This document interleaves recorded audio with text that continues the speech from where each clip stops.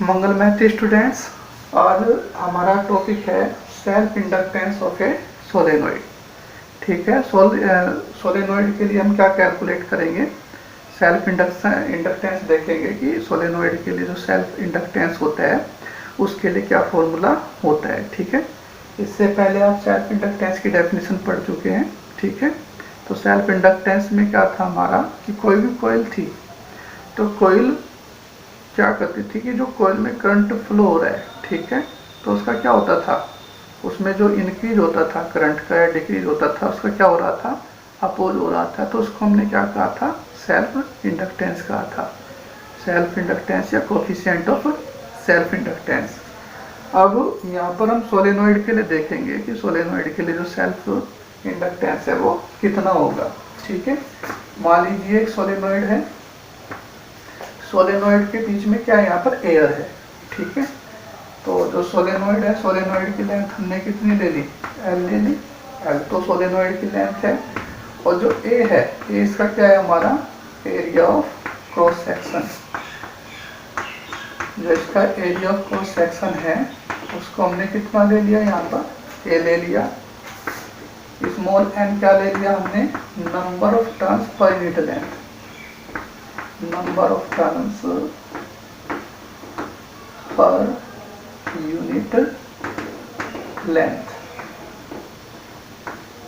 यानी कि जो स्मॉल एन है हमारा वो number of turns per unit length है। जितने भी टर्न है आपके सोलेनोइड में उनको लेंथ से डिवाइड कर देंगे तो क्या आ जाएगा, आपका number of turns per unit length आ जाएगा। उसको हमने स्मॉल एन से डिनोट कर रखा है यहाँ पर।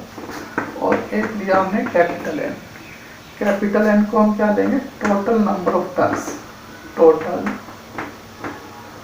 Total number of turns in solenoid.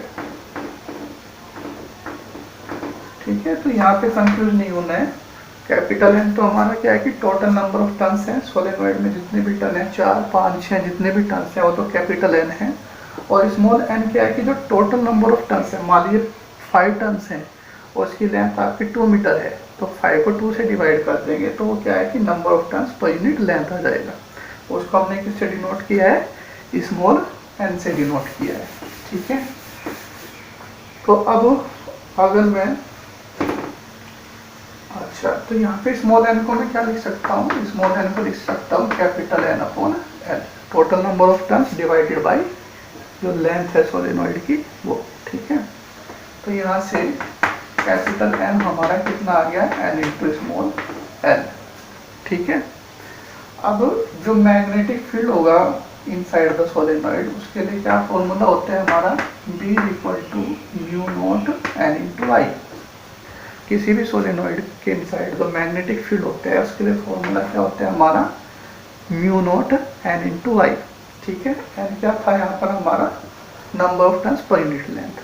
ठीक है, तो ये तो हमारा मैग्नेटिक फील्ड हो गया। अब हमें क्या निकालना है, सेल्फ इंडक्टेंस निकालना है। तो सेल्फ इंडक्टेंस के लिए हमें क्या चाहिएगा, सेल्फ इंडक्टेंस के लिए हमें इससे पहले हमें क्या कैलकुलेट करना पड़ेगा, फाई कैलकुलेट करना पड़ेगा जो मैग्नेटिक फील्ड है।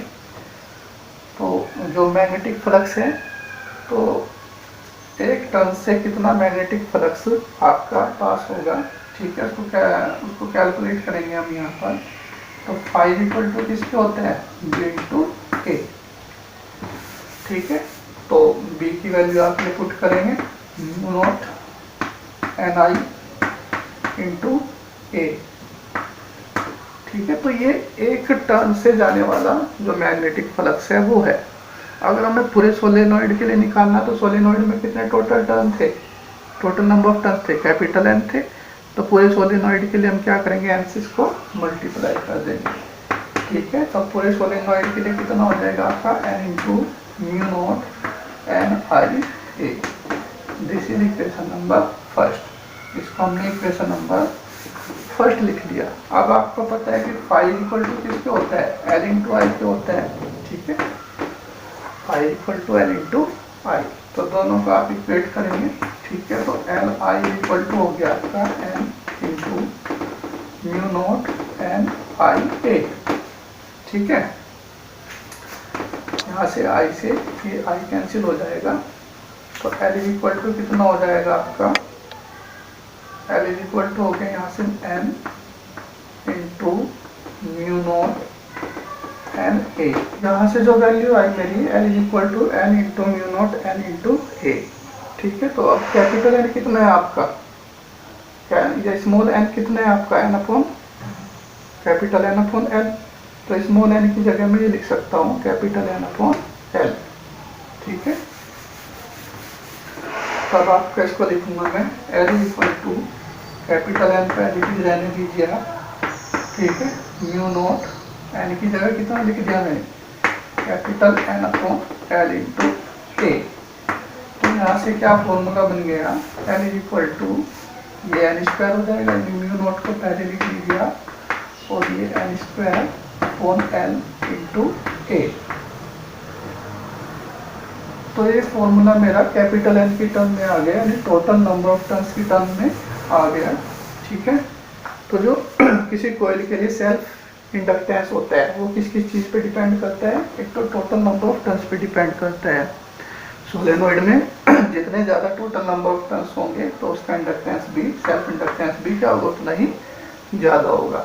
एरिया पे डिपेंड करता है, एरिया ऑफ क्रॉस सेक्शन पे, एरिया ऑफ क्रॉस सेक्शन के भी डायरेक्टली प्रोपोर्शनल होगा, और एल के क्या होगा, इनवर्सली प्रोपोर्शनल होगा। जो लेंथ है सोलेनोइड की उसके क्या होगा, एक इनवर्सली प्रोपोर्शनल होगा। ये तो तब था हमारा फॉर्मूला जब सोलेनोइड के बीच में वैक्यूम था, एयर थी।